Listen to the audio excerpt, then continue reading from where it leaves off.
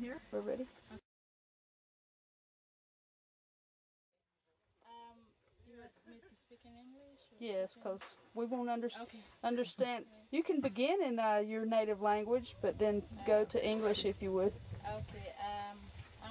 Right now I'm cooking the food. The food is inside. What kind of meeting are you having here?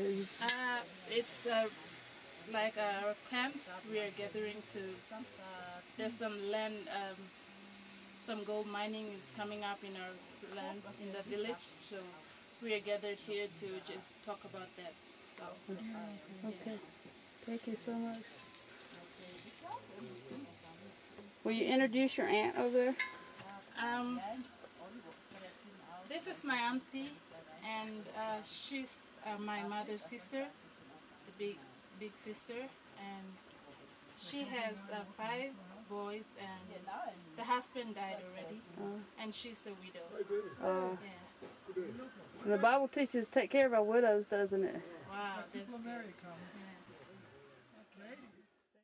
Tell us about how you come to know the Lord. Can we sit down to talk? You tell me what to do. Yeah, the three old ladies, Doris, Elsie, and Olive, they came from Australia.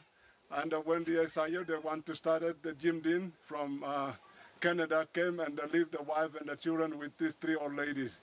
And they came and found the land here. And they choose this land here where the Isaiah now based. And so they put their grass roof building, and they started working there. And then about 2-3 years later, they asked these 3 ladies, Doris, Elsie, Olive, McLuhan, to come over to look after the missionary kids. And they were in their old age, and hard for them to live because they're about 50 and a little bit more years. So, you know, in those days, Papua New Guinea was not real, you know, developed, and the roads not in built and all this, so they're hard for them to live. But they reject the letter, the first letter, and the second letter came, and they thought about it, prayed about it, and then said, no, it's still, you know, hard for us to live.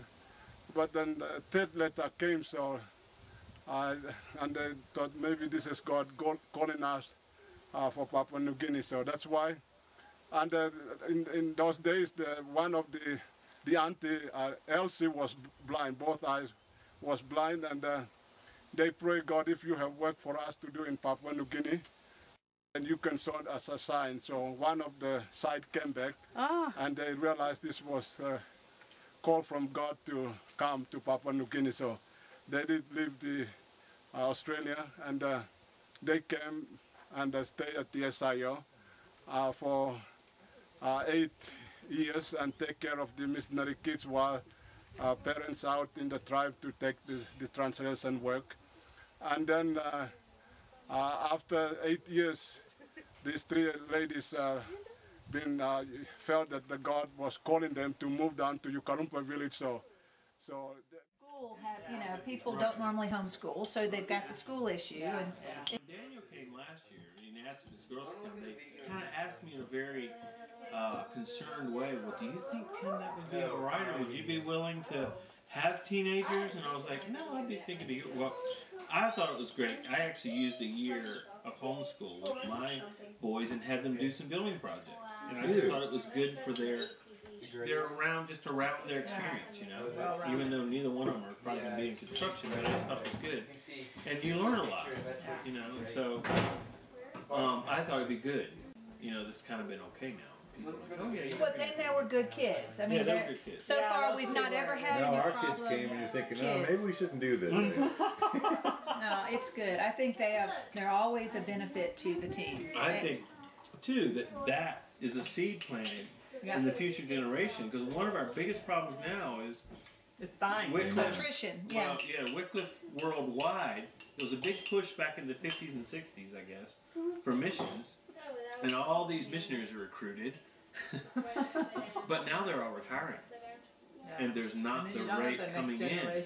It's a very Well, we have the some, numbers- but not nearly the influx that we did back then. Right, the numbers And- are smaller. Yeah, there just seemed to be kind of a revival at that time, you know, and everybody was moving and, you know, Well, and you guys are saying how the number has dropped about half now. on center, yeah. And people also don't, they kind of have this, a lot of people in our home countries kind of think that the world's all been missionized, that there are no remote places left, that everybody knows about.